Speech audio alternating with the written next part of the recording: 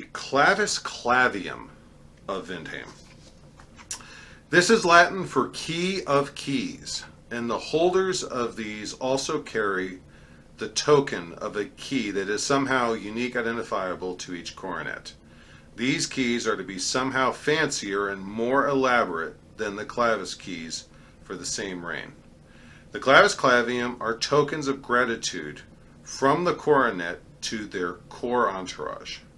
The ones who spent countless hours behind the scenes, the ones who went above and beyond, the entourage whose counsel, moral support, discretion, energy, and extensive personal service were critical to the success of that particular reign. So this is, again, service to the coronet at a above and beyond level. And again, that is the Clavium. Now, I'm not suggesting either of these would require an award recommendation, but it is still good that we as the populace understand these awards exist and what they represent. So when we see people who have them, we understand why they got them. Now, the Order of the Silver Fountain. I really, really like this award. Full disclosure, I am one of its recipients, but I still, even before I received it, I really, really liked this award, and I liked the concept behind it.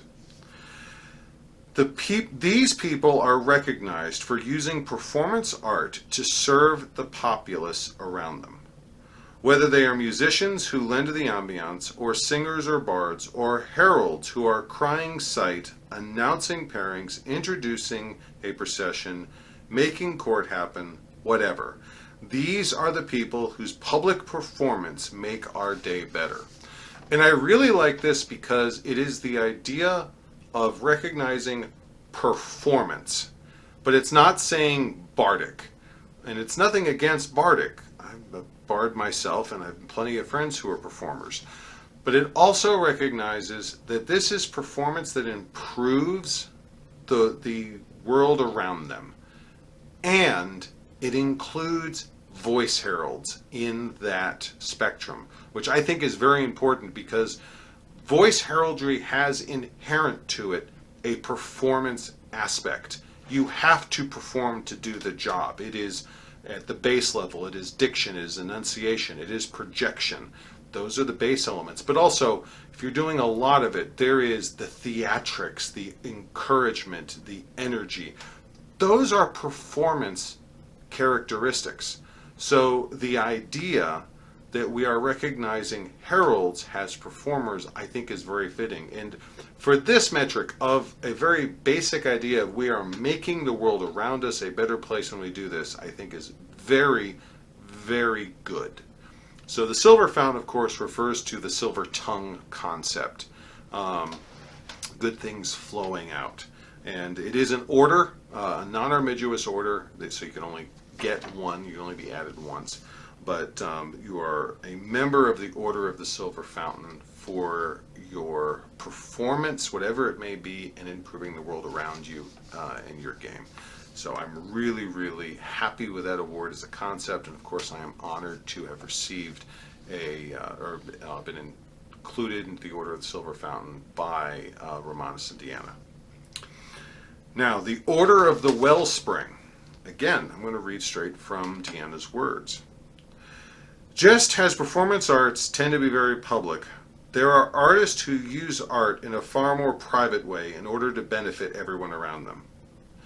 These are the people who rely on an endless source of all the things in terms of artistry, whether they are scribal teams who spend hundreds of hours making sure we have amazing scrolls to commemorate events, or whether they are woodworkers who build things, or banner makers, or jewelers and metalsmiths, or the people who generously open their homes to lend their skills to make sure everyone is well dressed, or the armorers whose workshops are always open. These are the people who serve via their art. Again, I really like this concept, and I'm not going to be shy about that opinion, but the overall idea that is a very little bit different from the traditional Onstioran award structure is this is not simply saying we are recognizing you for your art, because for that simple metric, there's no differentiation between this and, say, the vocal artist. This is acknowledging the idea of art doing work. And the order of the Wellspring, again, a order, not just an award, but an order that recognizes creation for a purpose, creation to do something. Again, they talked about armor, making armor for people, making scrolls for people, making clothing for people, getting things done. That is the very theme of this award, and and she says in a very private ways, these are not people who are out in the public eye. These are people who oftentimes are in a corner doing their own thing, sometimes in their home, sometimes at events.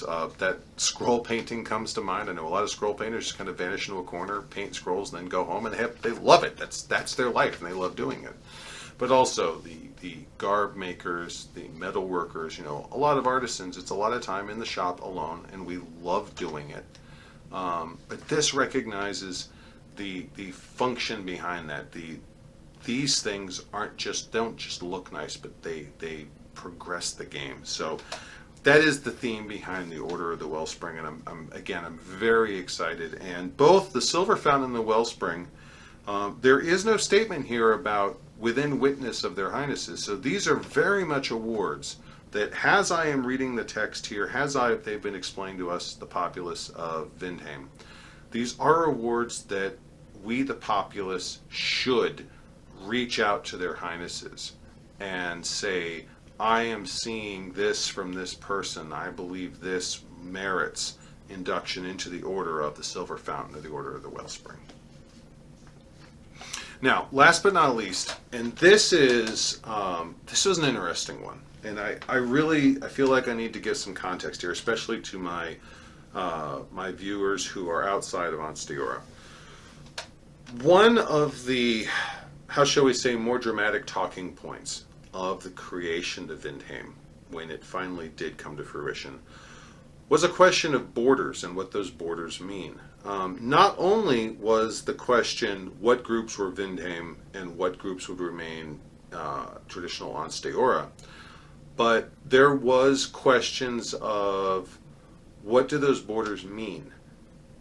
Does someone who lives outside of those borders, does their opinion, do they get to participate in pollings relevant to Vindheim? There were several people, I'm not going to lie about this, there were several people who very loudly proclaimed, excellent, Vindheim will have a coronet tournament, I'll be able to enter that. And when they found out that, they could not enter because they lived in Houston or Dallas, which is several hundred miles south of the Vindheim southern border, by far, not even close. They were upset. I mean, this is an Ansteoran tournament. I'm an Ansteoran. I should be able to enter it. So there was a lot of, and I'm not saying that to poke fun at anyone, but there was very much this conversation about what does it mean to be Vindheim, what does it mean to be Ansteoran, and what does that border mean? Now, part of the results of that conversation was there are allies to the Vindheim idea. There are very strong supporters of Vindheim. There are people who did and continue to support us every step of the way. But they don't live in Vindheim.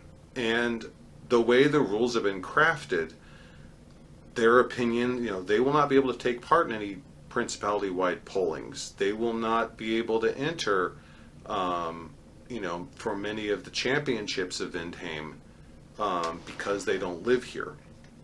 So, and that, I can see both sides of that argument. There is I understand that you support us, but you don't live here.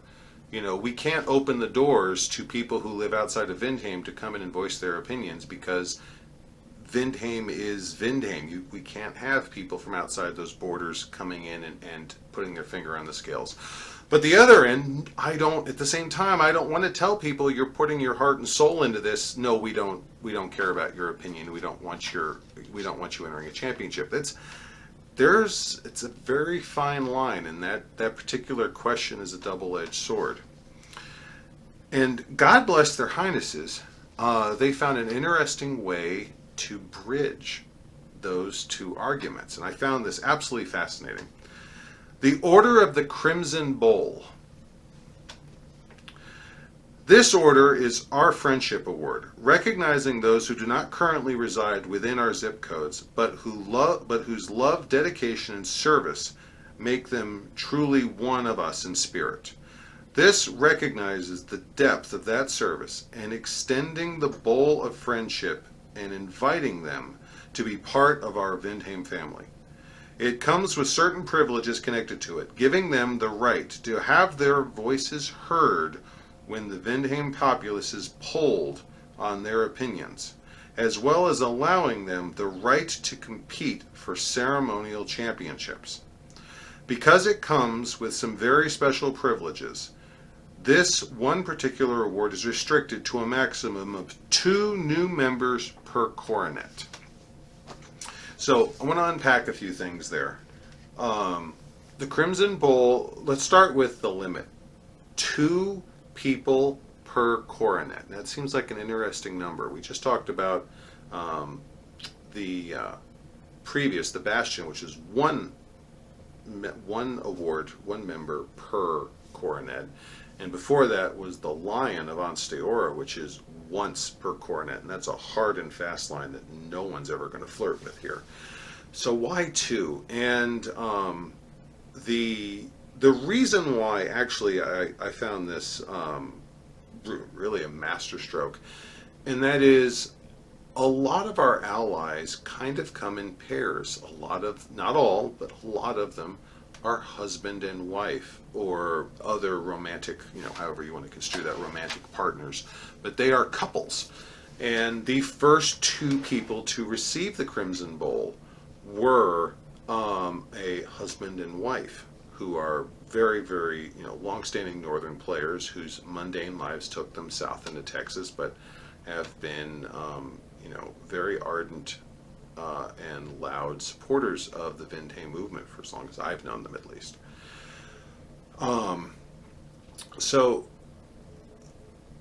2 per reign, and that award allows their opinion to be counted in populist polling if anything Principality-wide comes up, and they may take part in competitions for ceremonial championships.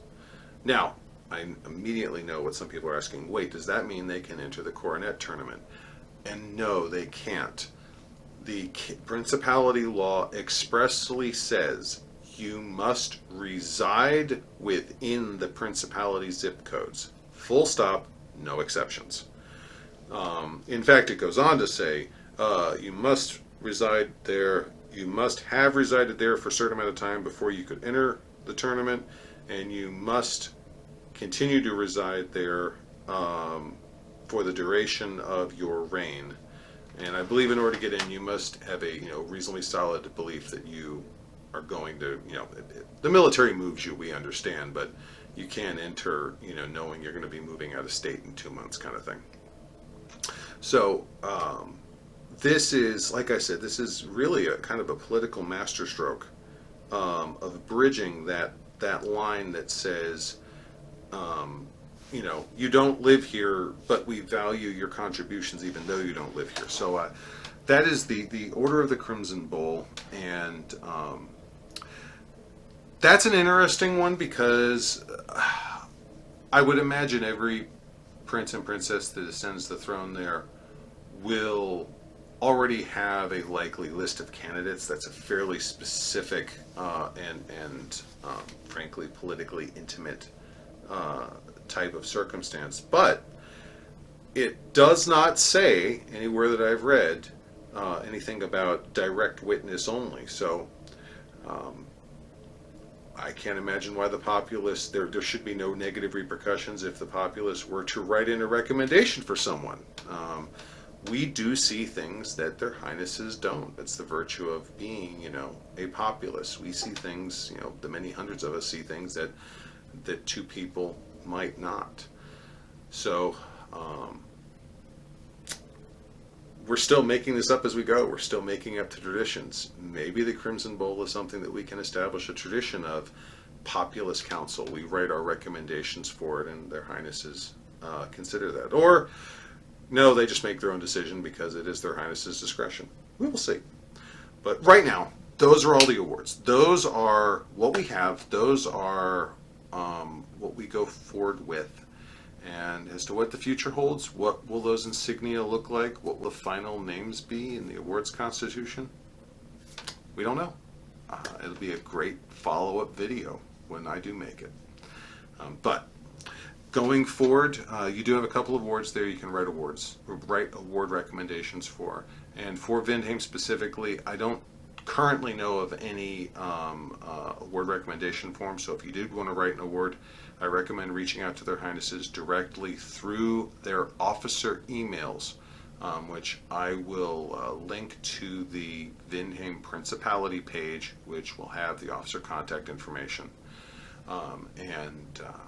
Just if you see something that you want recognized, that's the place right now, as far as I understand, to communicate that. Rest of the month's getting busy. I will see you all at the next event. Until then, goodbye, and God bless.